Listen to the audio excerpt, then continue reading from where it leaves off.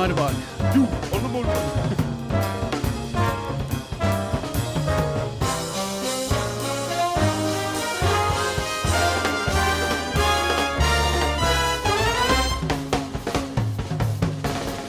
Hello and welcome to another episode of Real Talk. My name is Bryce Mitchell. I am the Sales and Marketing Assistant here at Pilbara Real Estate. And today I am joined with my boss, co-host, and the Director of Pilbara Real Estate, Rob Slater. Say hello to the people, Rob. G'day. Welcome to 2025. Welcome. 2026. 26, Jesus. I think as you get older, there's more of a blur in the lines. So I feel I've even been saying 2025, actually, these last couple of weeks. I haven't signed 2025 yet. Yet. It'll be a matter of time before one of us does. Here on Real Talk, we love to have a bit of fun, and we cover how the market has changed each month, talk about some real estate news, and we aim to educate you in all areas of the industry, from sales to leasing and from residential to commercial. We love to hear what you guys have to say, so make sure you subscribe for the next episode and leave a comment below, or email me via the email that's on screen now, which is ea@pre.com.au. Let's jump into our first segment, This Month in Real Estate.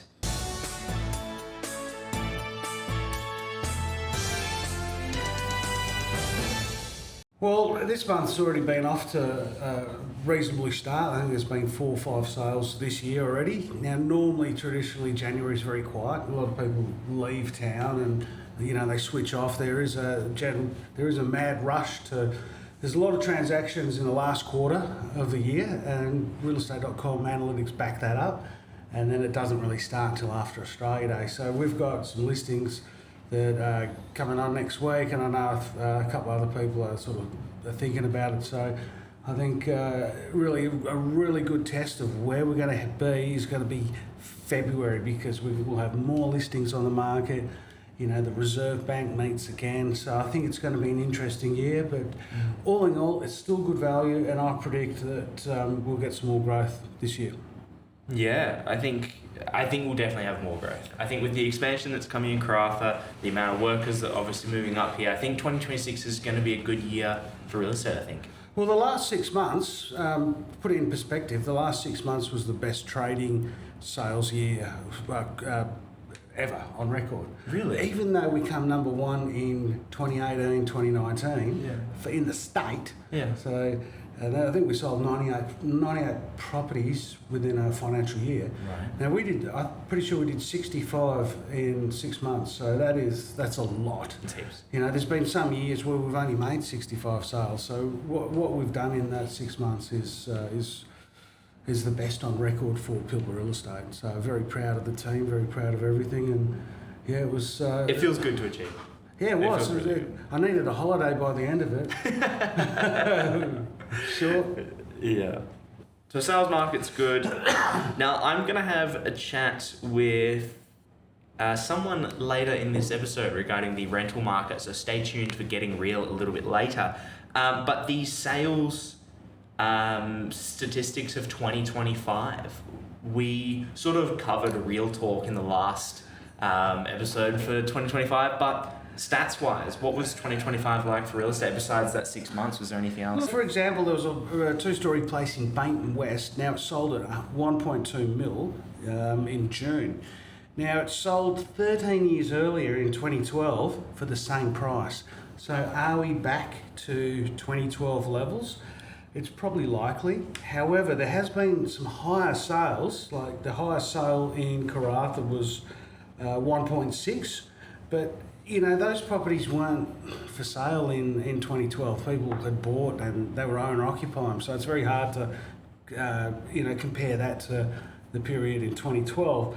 So 1.6 was the highest in Karratha. Now Dampier was 2.15. Now that was a sale to a company that is trading up here. So when companies buy, generally their buying power is a lot more, and there's less motion, and there's usually a lot more motivation for that. So 2.15 was Dampier. But another stat, we sold property on Wooramel. Was that, what number was that? 11. 11 Wooramel. So we sold 11 Wooramel in September at $1.40 million. Now that same property sold in 2010 for 1.3. So that's probably a good litmus paper, the way I see it, that 2010 was the peak, and a similar property today is not quite at that level in Dampier. That's where I see that, whereas I think Karratha has somewhat caught up. So we've done the sales stats. Is there anything else you wanted to mention at all? Yeah, so if you've been keeping up to date with some of the Shire stuff, the Mullatarga subdivision is progressing. Now that they're up for tender at the moment, and that will commence in April. Now the blocks, we've been advised that the blocks are reconfigured, so they're a lot bigger. I mean, the standard block in Bankman West is like just over 500 square metres, so we'll have to see where that is, but that's the indication that people have given us. So that will commence in April, and I think it's going to run to the end of next year. So 2027, we should see a lot more available land for sale, because there was quite a bit of take up of land in the last 2 quarters of last year as well. So 2027, there you go. Yeah, Could be the year for building. And that'll be interesting, because the way Karratha, the genesis of growth of Karratha has been west. Like, it all started in Bulgara, and everything's gone west. So Pegs, the Millers, Nickel, Bainton, Gap Ridge, everything's grown west. And it can't really grow any more west because it's run out of land. So Mullatarga is it, and that's going to be the focus, the short, mid, long term of where Karratha's going to go. It's going to start to head east, which will be good. It'll be good. It needs it down there as well. I think that's going to draw a bit of stimulation to the building within Karratha as well. Great. Well, I think we'll jump into getting real now. Coming to you live from our studio in Karratha. This is Getting Real. Real talk, real people, real facts. This is our guest segment where we get all the real facts from Karratha industry experts, friends of the show, and Pilbara real estate employees. Right after we film this, I'm going to sit down and have a chat with our leasing consultant, Matt Jarvie, and have a chat about his role and the current rental market. We'll jump to that now. All right, so we are here with our leasing consultant, Mr. Matthew? Is it Matthew?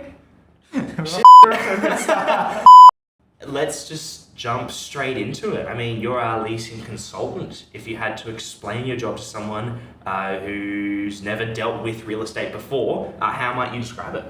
Probably the easiest way to put it is basically when owners have properties that they bring on with us or looking to release, it is my job to find the most suitable applicant that is going to maintain and look after their property. Yeah. And so obviously with the advertising process, screening, and all that is involved in there. Mm-hmm. You're the one-man team that's just trying to get them the best tenant. Pretty much, yeah. What do you enjoy most about working here at Pilbara Real Estate? A couple things. Obviously, being very new to real estate, it's a very supportive and helpful team. Mm-hmm. Obviously, I have a lot of questions about how everything works, and a lot of people, will take the time to help you out and walk you through things. Also, I do like the structure of the Monday to Friday. Yeah. Got your set hours, and coming from hospo, I do like the not working public holidays and Christmas period. So that was a very nice change to have. Yeah, I can definitely draw a lot of similarities to that. Like when I joined, obviously, like just straight out of high school, I was just kind of like I had so many questions about what to do. I really think the team here is just happy to answer them. And you got like people that have a lot of different experience, people that have worked here a while, and it might sound like a silly question, but they can answer it just like that, and helps you out a lot. And Matt, outside of work, what do you like doing in your free time? I've heard you're a bit of a cricket man. I am. Like I say, I do enjoy watching cricket, so watching a lot of sport. Yeah. I was going to say that's unfortunately, that shouldn't say unfortunately, we're going to have to cut that out. I've recently become a dad, so the time, so there's not as much time for sport, but so I got a baby girl now, so she's 2 months old, so looking after her and spending a bit of time with Dakota, so Yeah. trying to get the sport in as well and play indoor cricket, which very much enjoy. So Are you good at it? I'm okay. You're okay. Yeah, a lot of our team, we're sort of average. We're in the B grade, so you just sit there where we we're not good enough for A grade, so we know where we are. So You know just what. Yeah. it's a good laugh. It's very social. Back into your role, what's one thing that people might not realise goes on behind the scenes in your role? I Yes. heard that you might have mowed someone's lawn at one point. That is correct. As I say, where possible, and to try and help owners out, we'll try and take on some of the work. If it's simple little maintenance things that Yeah. maybe just installing a couple blind cleats for compliance, or like I said, to get that property leased out, and it's just a quick afternoon fix. Mowed the lawn and try and improve the appearance. So That's cool. it's not everywhere, but Yeah. where we can, and try and do these little things just to help people out to try and save time. Yeah. It can be a very confusing and a stressful time leasing out a property, selling a property. So from my standpoint, I also understand that as well, just doing those little things. If you go to a property, like even when we're doing home opens, and if there's a tenant in there and maybe the counter's dirty or something like that, just giving it a quick wipe down. And what do you think makes a great experience for clients that you work with? I think big thing is communication and explaining things to them. Yeah. Obviously, you get, you recommend things, and then generally the owners will go, oh, why are we doing this? And you explain, okay, you're wanting photos to bring out the best of the appearance or to highlight features, and a lot of times is just keeping them updated. Obviously, like I said, just explaining things to them so they'll obviously know why. And a lot of times they will agree with it, be on board, and it's just a matter of they just want to know why, essentially. Yeah. And that's probably the biggest part that they like. And once you find them a tenant that looks after their property, and I think they are happy with the result. I can see you've got some stats there. Yes. Before we do jump into those stats, what stood out to you most about the past year in your role? Just that demand has increased. There was already little demand or little supply. The demand is there, but just not a lot of properties, and when they're priced right, they're not sitting there very long. No. So if it's they're trying to overprice them, and that's when they sit there, and you sort of can drop down a bit. But that's the thing, is that it's just continued to grow. Thinking, there's got to be a bit more supply, or once people have found these houses, the demand might ease off, but it's increasing and exponentially going up. Yeah. Yeah, there's still a big demand, because a lot of people who may have been at, let's say, the 1,000 mark previously, that 1,000 mark has changed. A property that might have been 1,000 in, say, January of last year is definitely not now. So now they're competing with more people for the same property. And that is that sort of sweet spot you find around that $1,000 to maybe $1,200 mark, where if people are getting assistance from part payments from work to assist with the rent and what they can afford, that's the sort of spot where there is quite a lot of competition and strong demand essentially there. So you've got some stats here. Do you want to run me through what you've got in front of you? Yes, sure. So we've got figures here from the median rental price across the 5 suburbs. So from January of 2025 compared to December, on average, each suburb has basically, the median price has gone up $200 throughout the year. Right. So Okay. very strong. So if the Pegs, Baynton, Bulgara have gone up there, a little less for Nickel and Millers, but across the board around a $200 average. So that just goes to show you that it is continuing to go up. And even if a little lull period in April and May, where it sort of went back a bit, but then the demand sort of increased again from there. So very strong over the year, and it's continuing to go up. Yeah, I think that really shows the investor coming back to Karratha. I think we mentioned this back in January of last year when we did the very first episode. Rob did say, investors are coming back, and I think that shows why they're coming back. They're getting good returns. They're seeing increases in the value of the rent that they're achieving for their properties. Yeah, strong rental returns for sure. And like you said, there is I said you know a lot of investors purchasing properties, and tenants already in there, and wanting their. People see those numbers and go, "That's a great return." And then, so from what you're seeing day to day in your role, does that data reflect what's actually happening on the ground? 100%. As you can see now, like on the high-end executive properties, have hit the $2,000 mark, and some are even exceeding that now. Yeah. So it's starting to push up, and then a lot of properties at the moment, even around that 1,800 to 1,900. So it's they're all catching up with the previous ones, and it's going to be $2,000 is going to be sort of the norm for those high-end properties. Well, thank you for coming in and having a chat. That was really informative. I think. Thank you for having me. It was a nice, pleasant surprise to be invited and to have a chat with yourself. Oh, well, I think it's good to get you in front of the camera and show people who they might be dealing with if they decide to lease a property with us. Well, thank you for a real talk. Cheers. Thank you. All right. Anything else you wanted to say for the start of 2026? Yeah, well, we're continually expanding the sales team, so we've got some more support coming on, because we need Bryce out of the office talking to people a lot more, because he's a very gregarious person. He likes to enjoy the company of others. So, Bryce, I want to go meet the buyers. I want to come and meet more. You'll buyers. see Bryce more doing home opens. He's a likeable guy.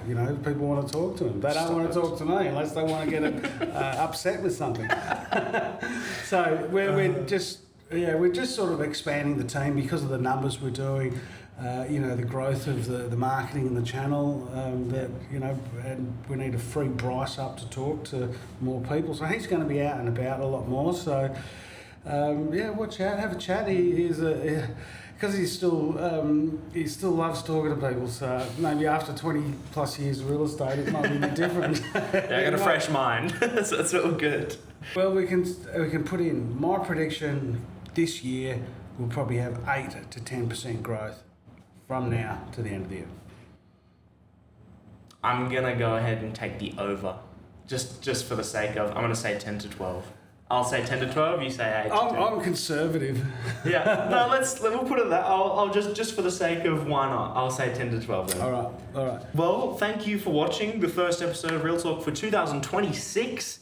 If you are new here, please subscribe to us here on the YouTube. Follow us on all the platforms, Instagram, Facebook, all that stuff will be below.